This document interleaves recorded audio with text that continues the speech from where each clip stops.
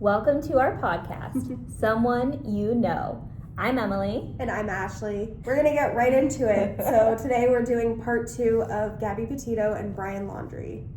So in our last episode, we ended right on the Moab altercation. Yes. So they've started their van life journey. Yeah. They're on the road, and then they are in Moab, Utah, and a big incident happens. First, police get a call that just from some bystander, these men saw a man slapping a girl. While they're driving. Yeah. Which is so dangerous. Yes. Yeah. And so they call police to let them know what the van looks like, and they said the van sped off.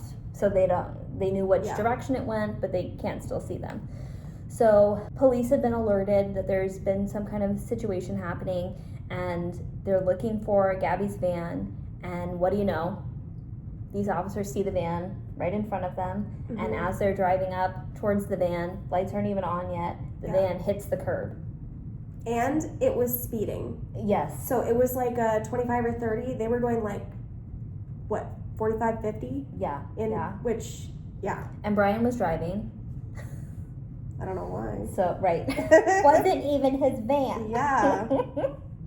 So, because of the speeding and hitting the curb, police pull the car over. Yeah. And they kind of start talking to Gabby and Brian and asking them, what are your names? What's going on? And Gabby pretty much immediately starts crying. Yeah. And so they ask Gabby to step out of the car, and they have her sit in the back of one of the police vehicles to just be in the air conditioning, kind of calm down a little bit, talk to the two of them separately. Yeah. And see what happened. Police can see there are marks on Gabby's face around her eyes. Yes. And you posted that picture, Well, right? no, not yet, but I have it, and I was wondering if this was from the same incident. She has a brown top on and white shorts. And there's a picture of it, and she's wearing this exact same outfit as the police body So I cam. have this one where she looks so sad. I know. Yeah. And she's just so little. She's just a baby. Yeah. But this image, because it's a brown top. Yes. Yep. Yes. Look at that. Yeah. That's And to be awful. Yeah. And to be fair, they're living in a van. You can't have your whole wardrobe with you. They might have, 4 or 5 outfits each. Yeah. So she probably did wear that outfit over and over again on this trip, but it seems to be from the same day. Yeah. So she has these, as you saw, very obvious marks on her face, and then there were also some marks on her arm. Yeah. And Brian does also have some marks. It seemed like they were scratches, more like scratches on his neck, scratches on his arm. Yeah. Probably from Gabby fighting him off. Yeah. And as police are talking with the two of them, Gabby is saying things like, "It's my fault, I hit him." She says, after Brian hit the curb and he's speeding and police turn their lights on, she punched his arm, "Oh, you're such an idiot, you got us pulled over." And so she's saying these things to the police officers, and unfortunately they didn't ask more questions, they didn't look deeper, they didn't kind of push back on the narrative that she's telling, because a lot of times, like we said in the last episode, victims are told it's their fault. Victims feel guilty for what happened, and victims will even say, "It was my fault, I caused this." Yeah. When maybe that's not actually factual. Yeah, it's really unfortunate that something didn't happen, and they were thinking about arresting one of them, and if they were going to arrest somebody, unfortunately it was going to be Gabby. Right. But because Gabby and Brian agreed to separate for the night, I'm not sure if one of them went to a hotel or whatever, but they agreed to separate, so the police didn't arrest anyone. But then the next morning, they just met right up again. Right. And that doesn't really fix anything, and there's a deeper issue. Yes. With all of that, It's not a one-time incident. I've never had an incident like that with my husband where we're physically fighting in the car, speeding, going on the curb, that's not normal. No, you shouldn't be physically fighting at all. Yeah, especially not in the car. We've talked before about how our husbands are a lot stronger than us, and that kind of made me think about how my my husband is really strong. Yeah. He is so gentle with me and treats me like I am so precious. Exactly. And that is how it should be. You should not be violent with somebody that you care about. Yeah. Yeah. Especially somebody that you're in a romantic relationship with. Like, that physical violence is always unacceptable. Yeah. No, even if it seems small, that's just a stepping stone to something bigger. Like, physical violence is an immediate no, get out of there. Like, they're gonna do it again. They always say, no, I'm not gonna do it, but yeah. Lies. Yeah, definitely. And doing that in the car too is public. Yes. So this is escalating because we don't know what has happened in private before. Yeah. But it's escalating because it doesn't just go from nothing to a physical fight with marks and speeding and swerving. That's a pretty big escalation. So some things have been happening in that van before. Definitely. Or like in their relationship before that. Mm-hmm. And so this is an escalation because it's also, you know, they're not in the back of the van where no one can see them. They're driving in the front seat and the passenger seat. That's very open. That's very public. Mm-hmm. And so he's getting braver with this. Right. Yeah. Which tells me that it was much worse than that in private. Yeah. It's like maybe those marks on her face were from earlier that day when they were in private or when they were in a more secluded area. Because whatever you see in public, it's always more in private. Yeah. So just such a shame. And I like read some discourse online that really they should have arrested one of them, but it would have been great actually if they had arrested Gabby, because then she would have called her parents. They would have got the full story of what happened. Like, probably one of her 4 parents would have flown out there to help her, to get her out of jail. And then they could have gotten more information from the police, because what happened in this altercation and the conversation with the police and everything, Gabby's parents didn't have the full picture until after she was missing. Yeah. So they did not know at the time what happened. They kind of thought that, I don't know, they got pulled over for speeding and they were kind of arguing, and so the police suggested that they separate. And Brian did go to a hotel that night. It was like a domestic violence hotel. Domestic, yeah. Oh, yeah, and the cops even said, like, God. First of all, he's this tall, she's this tall. Like, the cops even say on body cam footage, I don't see this man being a victim of domestic violence. I don't see that happening. I think we should still separate them, but I don't see him being a victim. Like, because he wasn't. Yeah. And men definitely can be victims, and women can be perpetrators, but in this circumstance, it was him. Yes. Obviously. Yes. And poor Gabby was like brainwashed, saying, oh, it's all my fault. Like, think about that. It's all my fault I got hit. What? Right. It makes no sense. Absolutely not. And I just feel so sorry for her. I will have to post a clip of her in that interaction, because she's just crying and like, she just looks really sad and defeated. Yes. Yeah. Every time I see that footage, I just think how young she looks. She looks so young, and like, she's like 9 years younger than me, so like I would think that she looks young anyway. I think she looks so young for her age. She looks just so young and vulnerable, and like, I don't know, my instinct is like, oh, I just want to help her and protect her, and it's just such a shame that those officers didn't feel more of that. But like you said, you know, men can be victims of domestic violence. Absolutely. Mm-hmm. Women can be perpetrators. We saw that with Jody. Yeah. And so, like, maybe they did think that Gabby was the perpetrator. Well, then take that situation seriously and arrest the person that you think is the perpetrator. Actually separate them, because sending one person to a hotel and one person into the van, like, they can get back together in the middle of the night. Like, nobody's watching them. Like, you're not really the boss of them unless they're in jail, right? So that was not a good solution. Right. It was such a weak solution. And I get it, they're young. I wonder if the police were like, well, I don't want to ruin their lives over one incident. But it's like, it can be that serious, though. If you had arrested her, you know, because they said if they had to arrest somebody, it would have been her. Right. I'd rather be arrested than dead. Yeah. Yeah. Please arrest me. Yeah. So it's if I'm in that situation, oh my goodness. But yeah, it also, I'm sure it was hard to tell exactly how serious that was. You can't tell the future, so not blaming them, but like situations like that should be taken more seriously than just one night separation. Yeah. Because also the perpetrator could be mad that this police incident happened, and when they come back, it's going to get worse too. Right. So that is just an impetus for violence escalating, which I think did happen. But basically, because of this incident with Gabby and Brian and the way that officers chose to respond and handle this situation and the fallout of what happened afterwards, this department has received extensive training since then about how to appropriately handle the situation.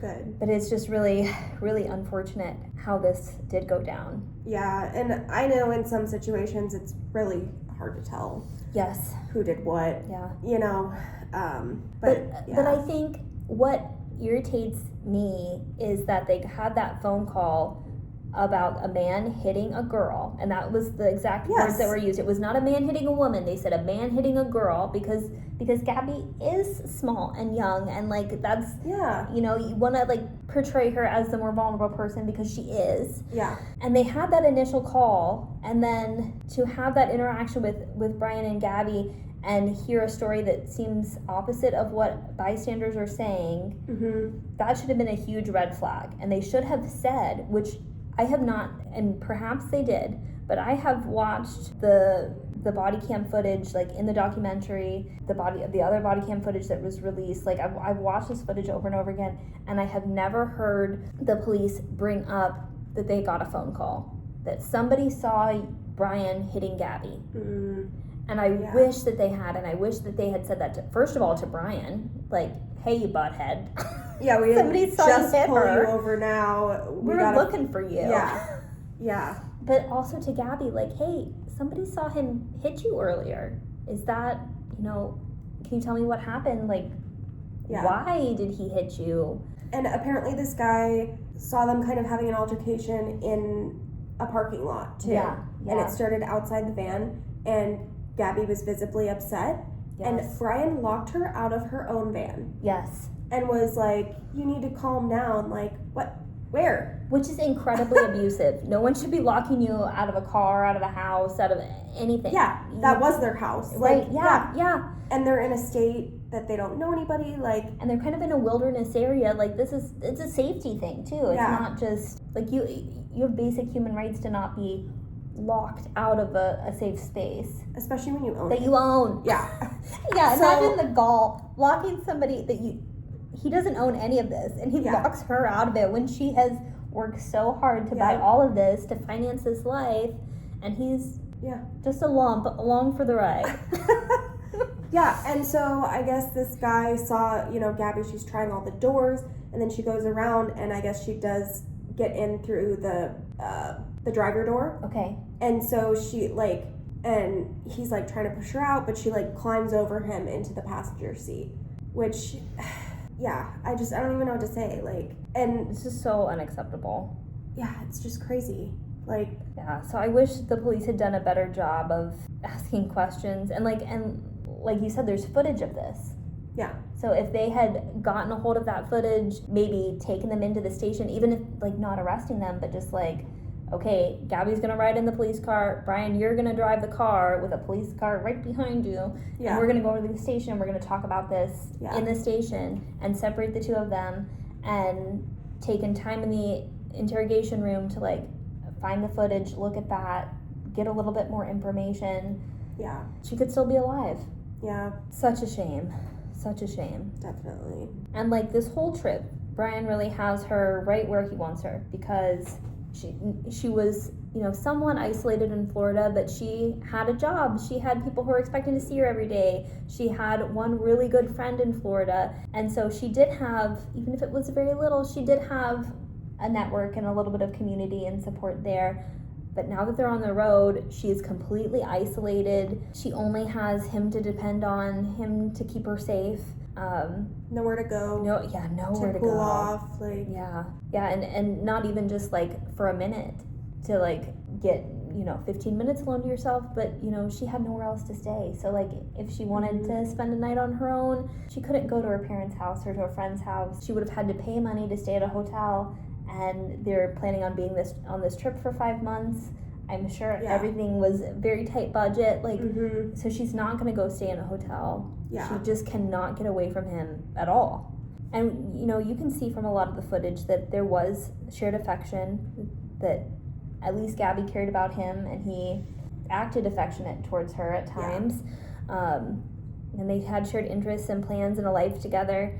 But there were so many documented conflicts and warning signs that it just was never going to go well. Yeah, it's like the kind of relationship where when it's good, and when it's bad, it's bad. Yeah. Yeah. And I think Gabby was like holding on to hope that it was going to get better. Yeah. And unfortunately that isn't what happens. Not only in Gabby's case, but just like statistically speaking, yeah, that's not how relationships like this progress. Yeah, they're not going to change. No. So Gabby did call her mom after this incident with police. They separated the two of them. They had Brian go to this domestic violence hotel. Such a joke. If I worked there, I would just be so disgusted that an aggressor was coming and staying in the hotel. Yeah, with other vulnerable people. Yes, like you want that to be a safe space for victims and not have someone pretending to be the victim. It sounds like he was really great at Darvo. Have you heard of that? Where that's how narcissists flip things. It's like deny, accuse, reverse, victim. Maybe that's it. So they deny that they did it, and they reverse it and say it was actually your fault, and they're actually the victim. You hurt them. It's a whole kind of like mind manipulation. Yes. And Gabby stayed in the van that night, and she did call her mom, and her mom was like, why is Brian at the hotel and you're in the van? Like, that's not safe for you. Like, especially being alone. A woman alone in the wilderness where, like, there are definitely going to be wild animals and possibly, like, unsafe people. Who knows? Like, so not safe. Very strange that is how the police chose to separate them. I think nobody was thinking, like, that's not safe for a woman. I don't want to stay in a van alone in the woods. Like, yeah, they probably were just thinking, okay, we have to do something, but we don't want to arrest anybody. I don't know, they say in their findings they're unsure who's the aggressor, but then they kind of say, oh, Gabby's having a mental health episode. So I think they kind of painted her as the aggressor, and so that's why he got to go to that hotel. Yes. And then I don't think they were even thinking that far ahead. Like, right. Now this girl is going to be alone in the woods. Like, that wasn't the plan. Yeah. So Gabby called her mom that night and tells her a little bit about the incident, but, you know, like we said, her family had no idea what actually happened until much later. So her mom asked her, like, you know, is everything okay? Are you guys breaking up? Like, do you need to come home? And she minimized what happened. And then the two of them met up again the next day. And I think, and the police even told them, like, don't call or text each other tonight. I'm pretty sure they did. Like, yeah, you think they're gonna listen to you? Just telling them not to is not gonna make that not happen. And then very strangely, a couple of days after this happened, Brian flies home to Florida. And the story was that he had this storage unit that he had to clear out. Which, I tell you what, I would not be flying across the country to clear out a storage unit just to fly back. Is that what he did? He flew out and then he flew back to her?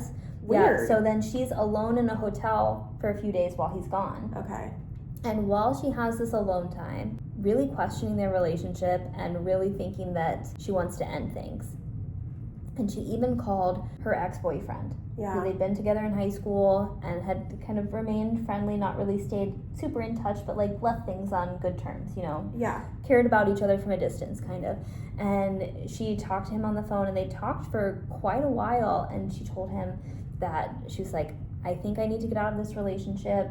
I have a plan. Yeah. You could see that she was definitely getting ready to break up with Brian. But she's waiting in the hotel for Brian to fly back into town. That would have been the perfect time while he's gone. And then drive your van out of there. So I want to say this, like, nobody deserves any closure from you. You don't have to break up in person. She could have written him a letter. Like, yeah. He didn't deserve any of that, because what the most important thing to do is to protect yourself, not just like mentally and emotionally, but safety-wise. Yeah. And there had already been violent incidents, and we know statistically the most dangerous time for women or anyone who is in an abusive relationship is when they try to leave. Yeah. That is the most dangerous time. So don't feel like you need to say something to somebody in person. Don't feel like you need to say something to somebody at all. Like, the best thing to do would have been to hop in the van and start driving back to New York, or keep driving on the road trip. Like, not to be waiting for Brian when he came back. Yeah. I think she was trying to do the right thing and felt like he deserved closure, and that, yeah. you know, she did have love and affection for him, and she wanted to it was probably hard maturely for her. end the situation. Yeah, it was probably hard for her to let go too. Yes. And maybe she wanted closure too, which I understand. But yeah, once somebody's put their hands on you, they don't deserve anything. Yeah. Yeah. Yeah. So, and I find that trip back home for Brian interesting too, because like his parents were there in Florida, his sister's there in Florida. If the storage unit really needs cleared out, like, first of all, they could have done it. His parents are, I believe they were retired at the time. Like, they're significantly older than Gabby's parents. They could, and even if they were working, they could still help him. They could have done that. I think that if it was his mom being like, you need to come home and do this, because she wanted to have control over Brian and didn't like Gabby coming in and interesting. And then it was like this interaction with his parents, and then what happens next. So it's just interesting to me that he like went home, had that time with his parents, and then this happened. So that's so weird. Makes me think that they were part of the impetus of this, like not liking Gabby. Oh my gosh, that reminds me so much of Shanann Watts. Yeah, 100%. Chris's mom, So on August 27th of 2021, Gabby Petito and Brian Laundrie arrived at Jackson Hole, Wyoming. So there they had lunch at a local restaurant called the Merry Piglets, and one witness claimed that they had an explosive argument at the restaurant. Like, it made a scene kind of thing. So after eating, they went to a Whole Foods in Jackson to purchase some groceries. That was the last time that Gabby was seen alive. Although there were a few more signs of life later, but that was like the last video evidence of her being alive. When you see Brian getting out of the van at Whole Foods and he like slams the door super hard, it shook the whole van. It couldn't have slammed it any harder. Like, so whatever happened at the restaurant, like, it's still going when they got to Whole Foods, and I'm sure it was still going afterwards, unfortunately. It seemed very continuous. Which also I can post that clip too, because I remember that. At about 7 p.m. on August 27th, Gabby texted her mother, Nicole Schmidt, and then she also used her computer later that evening. And so for weeks, Gabby and Brian's social media had showed exactly what they wanted people to see, which was a young couple traveling across America, visiting national parks, and building the life they'd dreamed about. But behind those photographs and the videos, there were warning signs. So Gabby's communication started kind of dwindling at that point. And so we find out later that on August 27th, Brian Laundrie killed Gabby Petito. So what we know now is that she was killed by blunt force injuries to her head and neck, and also manual strangulation. So we'll get into Brian's claims of what happened later in the episode, but that is the facts. So 2 days before, on August 25th, was the last time that Gabby had a FaceTime conversation with her mother. And Gabby was posting on social media, but there's some speculation that after Brian killed her, he posted some things. There's also speculation that he was texting her mom to kind of throw the trail off of him. Right. Even that August 27 text to her mom, it's suspected that Brian is the one who sent it, because it's like, can you call Stan? He keeps calling me, but I don't have good service. Well, Stan was her grandpa, and she called him grandpa. So she never would have called him Stan. Her parents initially thought, like, well, maybe Gabby's driving, and so Brian has her phone, and she's like, text my mom this real quick, and so that's why the wording was different. But then it kept happening. Multiple times. And so at this point, Brian randomly returns to Florida in Gabby's van. Gabby's van. Doesn't tell anybody, he's all of a sudden in Florida with the van. And he arrived at his parents' home in Northport, Florida on September 1st. So Gabby's parents are like, they're in New York. But I guess they hear about it or something, and they're like, what's happening? Well, so what happened was they hadn't received any communication from Gabby. Okay. And, like, they knew, you know, there's not great service in the national parks. Like, maybe we're not going to hear from her every single day, but she had been really good about texting, calling, FaceTiming when she could. And so after several days, over a week, her mom is getting really worried. And they're, like, texting Gabby, texting her, calling her, trying to get her to respond.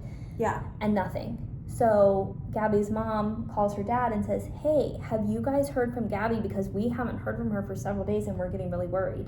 Yeah. And Gabby's dad and stepmom are like, no, we haven't heard anything either. Yep. So that's when they start looking into filing a missing persons report. Yes. And I guess you can't file the report where you go missing. You have to file it in your place of residence. So her parents are in New York. Gabby went missing. Is this Wyoming, where the Grand Tetons are? I think it was in Wyoming. Okay, so her parents are in New York. Gabby's in Wyoming, but she lives. Technically, her residence is with Brian's parents in Florida. Yeah. So they have to file the missing persons report in Florida.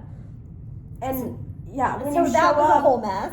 Yeah, and when you show up and you say, "Oh, hey, my daughter's on a road trip, and she's missing," like, they're gonna be like, well, she's on a road trip, like, she's having fun, or the service is bad, you know. So I think they had difficulty getting that done. Yes. Because of all the, you know, oh, I'm sure it's fine type thing.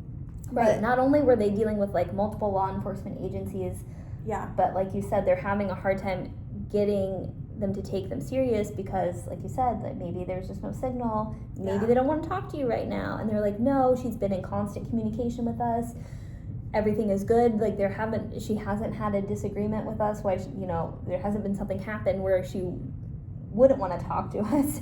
We're expecting a phone call, we're hearing nothing.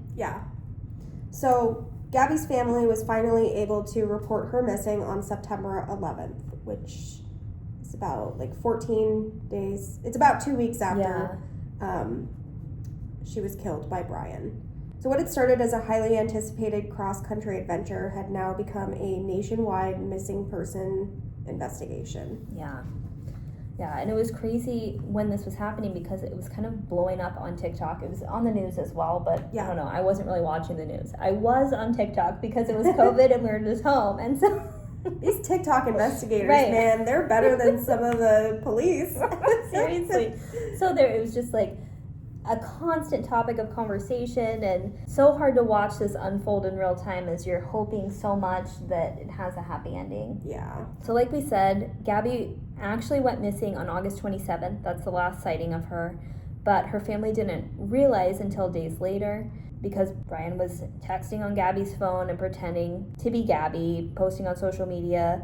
And so September 11th, they file that missing persons report. And that's the point when Florida police go to Brian's parents' house because they're just trying to see if they know anything. So they knock on the door, just let them know, like, hey, do you know Gabby Petito? And actually they called her Gabriel. What? I think you misread it. Oh my gosh. Makes me laugh every time. But just to let them know, like, hey, we have this missing persons report filed, like, have you heard from them, or do you know anything? We're hoping, we're trying to get a hold of Brian and ask him some questions. And that's when Brian's parents say, we're not answering any questions, but Brian's in the house, he's here, but you can call our lawyer. He's not coming out. What? Just plead guilty right now, because such weird behavior. Like, if someone who I'm just an acquaintance with goes missing and I get asked about it, I'd be like, oh my gosh, let me help you. What can I tell you? Look at my text messages. Like, can I help in the search? And his parents from the get-go are doing the same thing. I think he super hostile right from the start. Unnecessarily aggressive towards police. I think it's a bold move. Very bold. So I think he came home, immediately told them his version, which I think was Gabby was the aggressor, she kept doing stuff, and then this accidentally happened. And so, we got to protect our baby boy. he can do no wrong. It was, they Right. probably thought it was her fault somehow, which is so stupid. Yeah. Like, so many similarities to Chris and Shanann Watts. It's Yes. insane. Yeah, so just the fact that they were so get off my property from the beginning. Right. And they were like, we have a lawyer. You can talk to our lawyer. Do you want the lawyer's phone number? And the policeman was like, it's 9:00 at night. I don't think the lawyer's going to answer my call. Yeah. Correct. All right, we took a break for a second, but we are back. We were talking about how the police came to Brian's parents' house and they were like, call my lawyer? Yeah, they would not answer any questions about this person that they supposedly cared about, that was like going to be part of their family, that was their future daughter-in-law. Yeah. That you would, as a parent, you would hope that the parents of your child's future spouse, are going to care about your kid like their own kid. Yeah.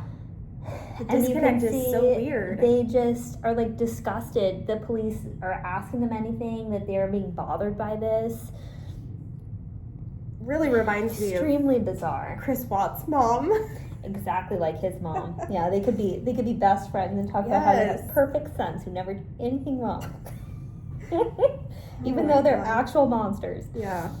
Also at this time, the FBI get involved because this is a nationwide case. It's not just in one state. It's happening across multiple states. That's an FBI case, which is great because FBI have more extensive resources, more extensive access.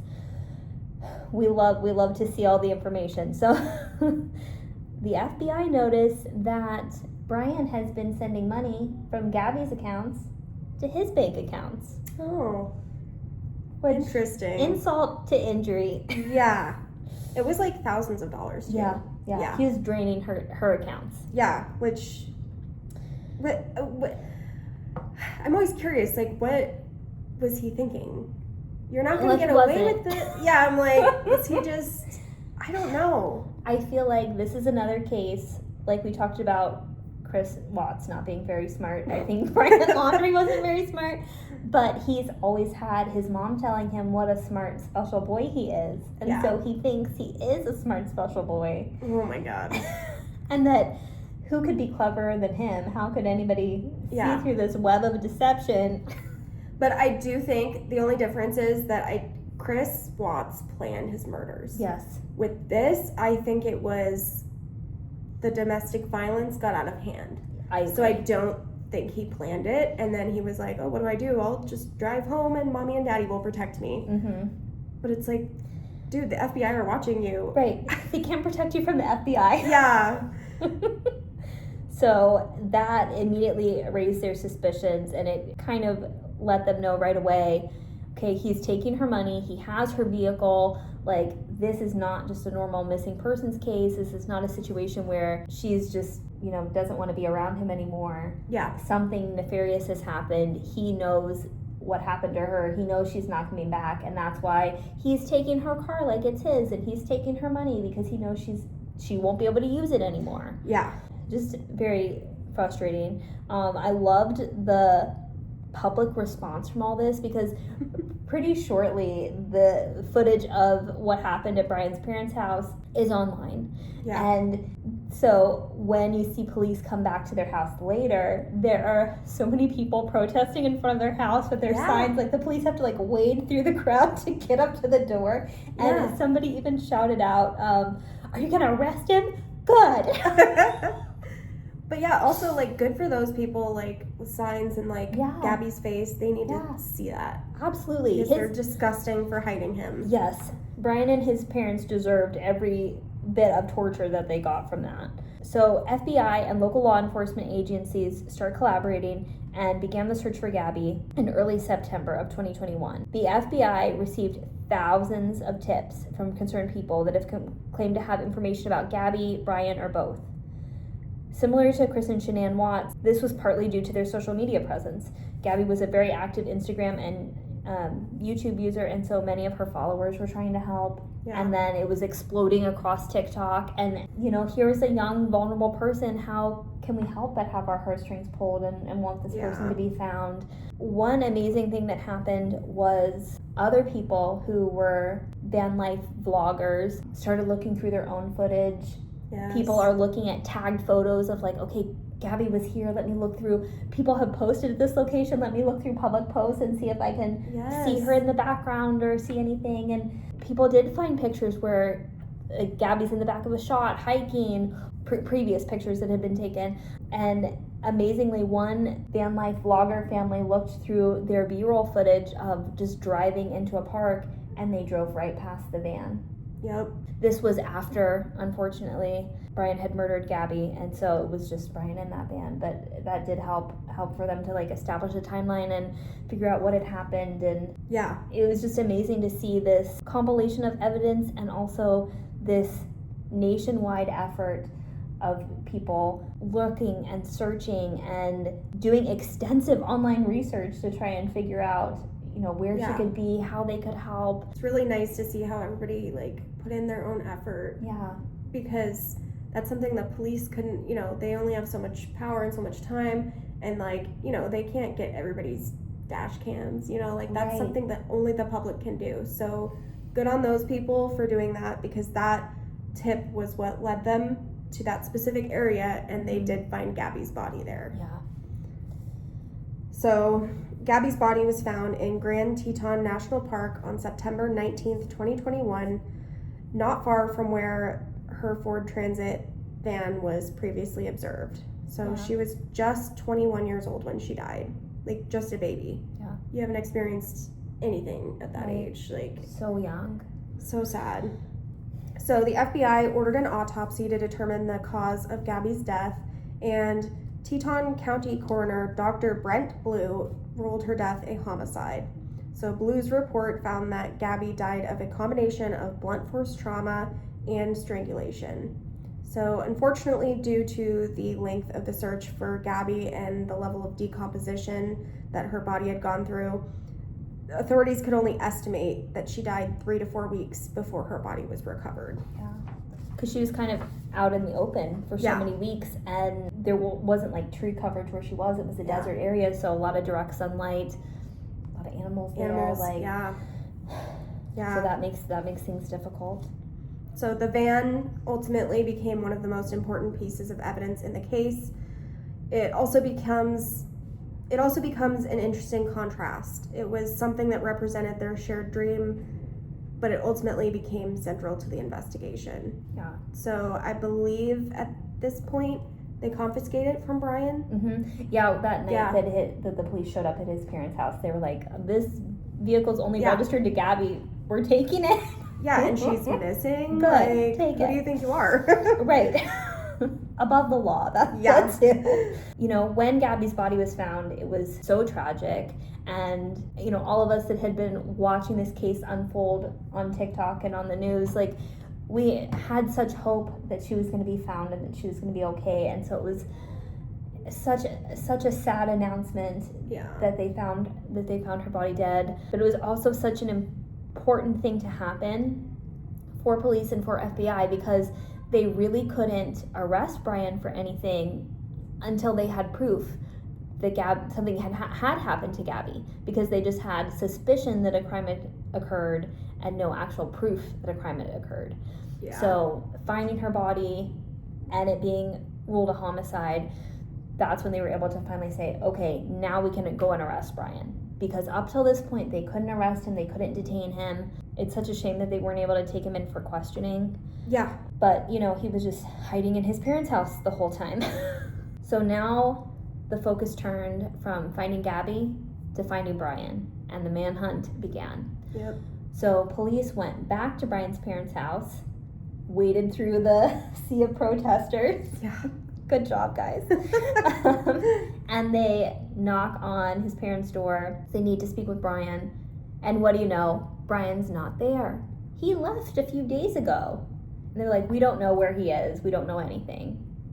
So now, and they were like, actually, good thing that you're here, Mr. Policeman, because actually, I would like to file a missing persons report for Brian. Oh, because now that we don't know where he is, and we would like for everyone to be really worried about Brian now. And they didn't go to the police station because they weren't actually worried. Right. They knew where he was. Yeah, I think they knew exactly where he was. I think he was technically missing it was 33 days. Yeah. So the dates I have are September 14th to October 20th.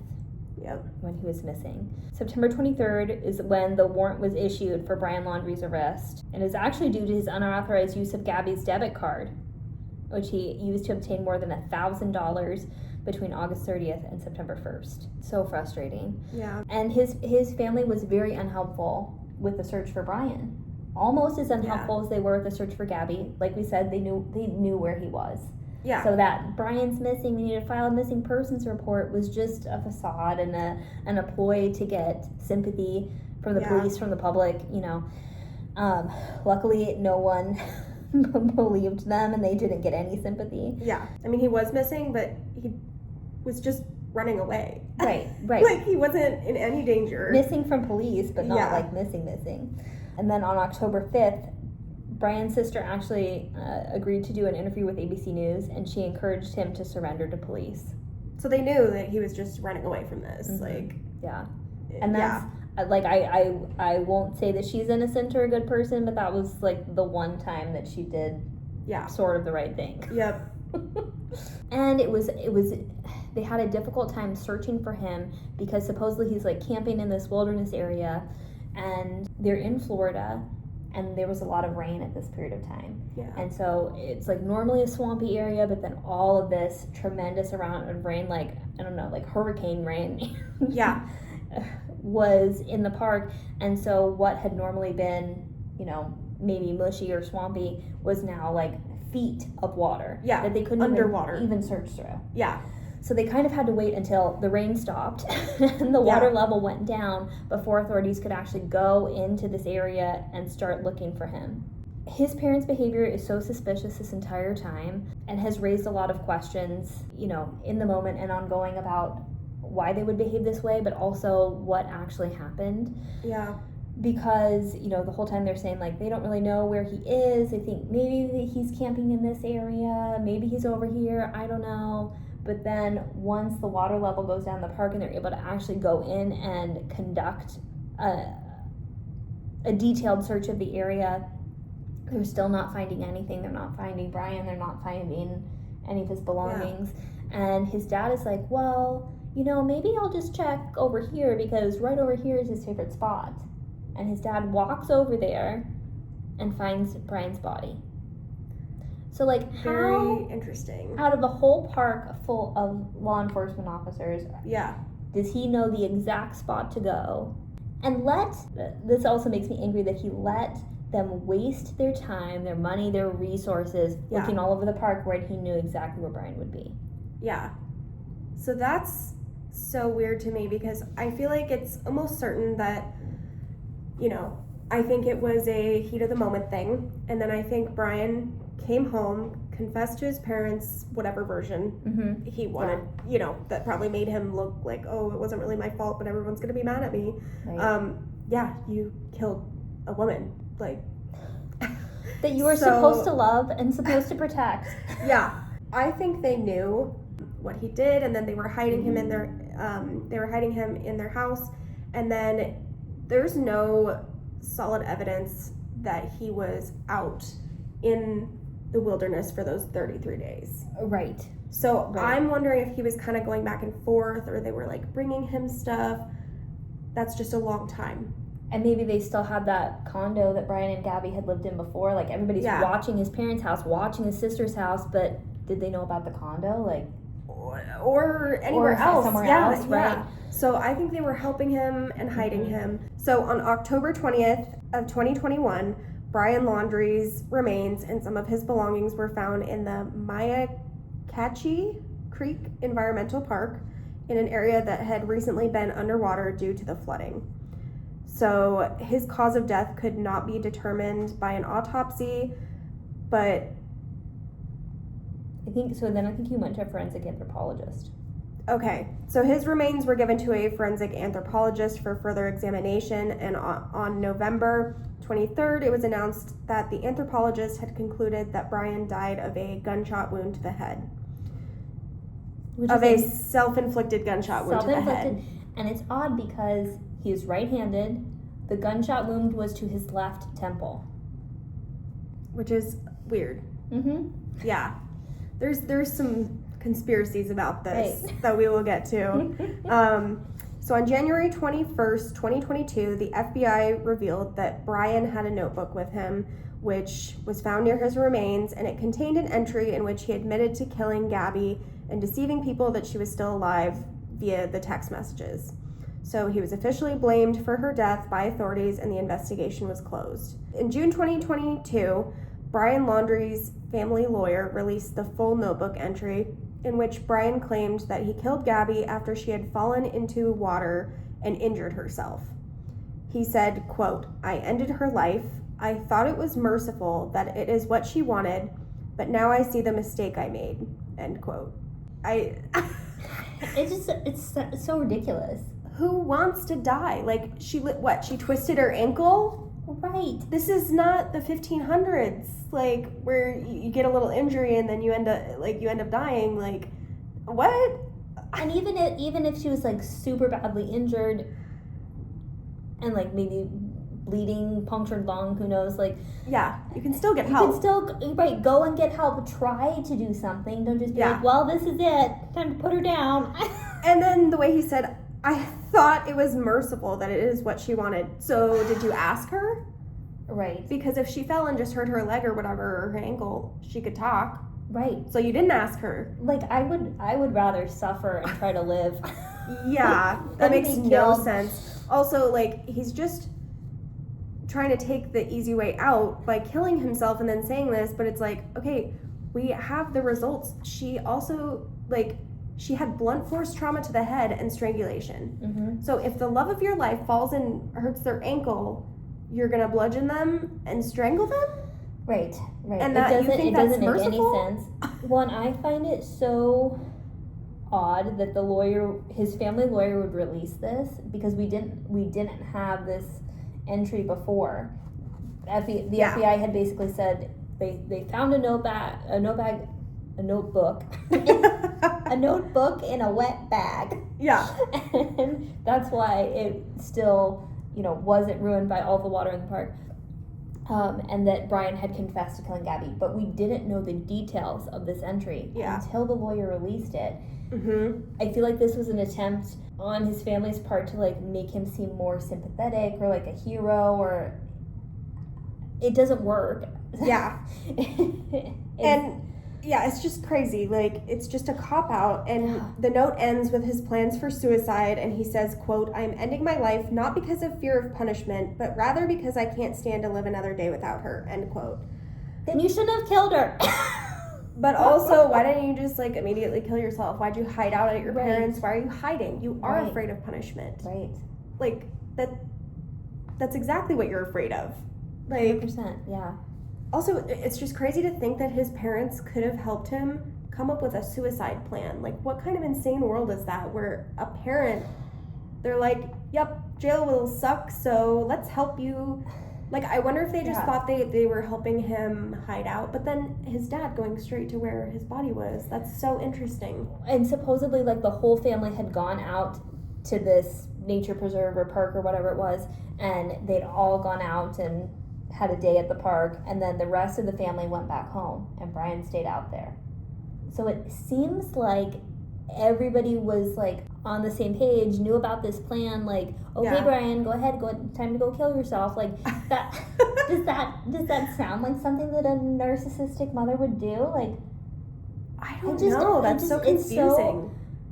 So because of all, like, the weird things that we pointed out, there are a lot of conspiracy theories that Brian isn't actually dead. Yes, I have heard that one. And you said that you read somewhere that I think they tried to identify the teeth or something, but it was like his uncle or somebody they knew. When Brian's body was found, he'd been underwater for a significant amount of time, and basically there was no soft tissue left on the bones. So it was just bones, teeth, a fragmented skull. Which also, that's also interesting because that's also another conspiracy, like that his body wouldn't have deteriorated that fast. But also with the water, Yeah, it's it was so underwater hard. for so long, and like there are animals in the park, and they're not gonna not eat something because they're like, well, that would be disrespectful. Like they're not, animals don't think that way. They're just gonna eat it. So anyway, they recover the bones and the teeth, and they did a dental match because there's no soft tissue. Yeah. So they obtained Brian's dental records, and that did match the teeth in the skeleton that was found. But what I have read many times online is that his uncle was the family dentist. So the keeper of those records was supposedly, I can't find anything that says for sure. Yeah. The keeper of those records was maybe somebody close to the family who could have helped to cover it up. Yeah. I mean, we've all seen the whole 9 yards. You can fake dental records. Yeah. That's such a huge conflict of interest. Yeah. So shortly after they did this dental match, they did do a DNA comparison. Yeah. They had Brian's parents do buccal swabs, and they also were able to recover some things from the house, like maybe hair or other things that had his DNA on it. Mm-hmm. And they compared that to DNA pulled out of tooth pulp inside of the tooth, and then bone marrow inside of his femur bone. Okay. And that was a match. Okay. So the problem is there was such a delay between the dental record match and then the DNA match, and kind of the question of like, well, why are we even doing dental records when there is DNA? Like, I was immediately saying there's tooth pulp, there's bone marrow, like those things that they did end up testing. Interesting. Right. Yeah. And it was just interesting that they would even release those results instead of being like, okay, well, we got the dental match, but let's just go ahead and do the DNA match just to cover all of our bases before we announce it to the public. Yeah. I don't know what to think. The DNA match makes me feel better, but if you're interested, you can look on TikTok. There's a lot of conspiracy theories. I'm sure there's a lot of videos about all of that, but... Well, and it's just like his parents were helping to hide him, helping him to plan this suicide, which I've never heard of another story where parents are helping a child to commit suicide. Yeah, so that makes me think, like, what if they were trying to help him with another plan, and like... Right. I don't know, they're willing to go so far as to do all this and hide their son who's a murderer, and, you know, would they help him, quote-unquote, disappear? Right. You know? Right. So, it's just very interesting. Yes. So, the official story is that is Brian's body. Yeah. He is the one that murdered Gabby. They both died in this tragic chain of events that Brian caused. Yeah. He's not at all a victim in this. But also I think the suddenness of like the manhunt for Brian and being so excited to like get some justice and maybe see him be put on the stand, or at least see him taken away in cuffs, and such a letdown of finding out that he was dead and couldn't be brought to justice, and we couldn't get those answers. I think that also added fuel to the fire of all of these conspiracy theories that Brian is still alive. Definitely, yeah. And there were also a lot of sightings because, of course, you know, this whole time we've been TikTok warriors and doing all of our own research. Yeah. And so people are sending in reports of they saw Brian here, they saw Brian there, and those were looked into. These were just not Brian, but people who unfortunately looked similar to Brian. Yeah, that would suck. I know. That really would hurt my feelings. Oh my gosh. So... It's a kind of an abrupt end to the story. Yeah, and you're right. I think that did fuel a lot of these conspiracy theories. Because we wanted justice, we wanted more, and so the idea of him being on the run and still out there to eventually get justice, it was so enticing. Yeah, and what a letdown to read that. Like, oh, she tripped in. I don't know exactly what it said, sprained something, broke something, and I just put her out of her misery. Like, what, is this the Oregon Trail? Like, like that's such a letdown. Like, that's obviously not what happened at all. Right. Like, so, such a letdown to read that in the book, because they, you know, the experts are like, okay, well, that's not true because of this evidence. Like, right. And a mercy killing is still illegal. It's still not okay. Like, there's no circumstance in which that is permissible. Yeah. Basically, Brian was just someone who didn't want to own up to what he did and was trying to find justifications for the action he did, which we see in a lot of these cases. Gabby's parents went on to sue Brian's parents and their lawyer, Stephen Bertolino, for intentional and reckless infliction of emotional distress. Which, as they should. Yeah, get because up. That's ridiculous. Like, there's no closure, there's no trial, like, and his parents obviously helped him. And they obviously knew what he did. Yeah. Well, and just the callous way that they responded right from the beginning. Like, when Gabby's parents, or, you know, her mom and dad talk to each other and they realize that none of the 4 parents have talked to Gabby in a while, and they go through this process of filing a missing persons report, they're also trying to call Brian's parents and say, like, hey, have you heard from the kids? They're calling and texting. They will not call. They will not text him back. Yeah. And as Gabby's mom is texting Brian's mom, they're both on iPhones, so the first message goes through blue. The second message goes through green because Brian's mom had blocked her. Oh my God.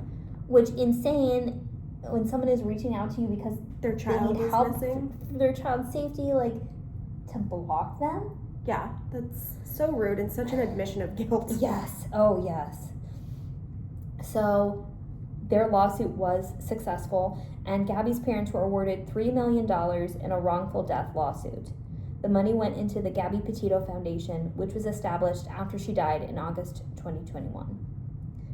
There was also, like we've talked about a few times, there's also a great Netflix documentary made about this. It's actually the second in the American Murder series, which Chris Watts was the first. Oh, okay, it's a series. Which we didn't do that on purpose. Interesting. And it's not, like, on Netflix as a series, but, like, the American Murder logo is the same on both of them. So it's like a, I don't know, reiteration or something. But it's called American Murder, Gabby Petito. And her family really did participate in this, and it's definitely told from their perspective. Yeah. And it's very, I don't want to say like a kind depiction of Gabby, but it's like, obviously she's the victim, and it's from her perspective. Brian is to blame right from the beginning. But like I said before, they really handled themselves with such grace throughout this whole thing, and they were so kind in the way that they talked about Brian and his parents, even with all their wrongdoing. There were just so many opportunities for them to speak badly about those people, and they chose not to, and I was really kind of in awe of that, because I would have. Yeah. I will, taken that and chance. I did. Yeah. Gabby is remembered by her friends and family as being someone who was outgoing, energetic, affectionate, and adventurous. She loved being around people, and she loved to travel. She loved photography, fashion, art, and her social media. We chose this story, one, because we were recommended by a listener. Yeah. So thank you. And also just because it's so important because of the build-up and the warning signs and the red flags that, you know, I'm sure a lot of people kind of dismiss, but they're very important to pay attention to. Right. When it seems like there was like a drastic difference in the violence and aggression in their relationship before they left Florida, because maybe it wasn't even violent at all. Yeah, because they were with his parents. Mean to her. Yeah. Maybe there wasn't any physical aggression, but then once they were on the road, it like started drastically increasing. Yeah. And so just kind of that awareness that if you're in a situation where there is any violence at all, it will only get worse. It will not get better. Yeah. And that is, I think that's such a hard truth to sit with. Yeah. At the same time, like, you want to live. We want you to live. Like, it is just so important to get out of that situation as fast as you can. Mm-hmm. Don't pause. Don't pass go. Just get out of there. Yeah. And there will be somebody that will love you and will not put their hands on you. Right. Yeah. Absolutely. Well, and I feel like people like Brian are the kind of people that say, like, I'm the only one who will ever love you, or you're lucky to have me, or any of that baloney. Like, not true. As soon as anybody says that kind of stuff, run, because they're trying to manipulate the situation. That's not true. You do deserve better than this. You deserve not to be hurt, not to be belittled for the things that you're interested in and love, and you deserve somebody who thinks that they're so lucky to be with you and sees how amazing you are and treats you like the wonderful person that you are. Yeah, exactly. So if you or someone you know is experiencing domestic violence, stalking, or harassment, there are organizations that can help. So if you're in the United States, you can call or text the National Domestic Violence Hotline at 800-799-SAFE. That's 800-799-7233. And don't forget to follow us on Instagram, TikTok, and YouTube at Someone You Know Podcast. And follow us here on Spotify so that you can get the notifications when our next episode will drop. We're definitely going to drop at least once a week. So you can also email us with case suggestions at someoneyouknowpodcast@gmail.com. Remember, stay safe, trust your instincts, and remember, it could be someone you know.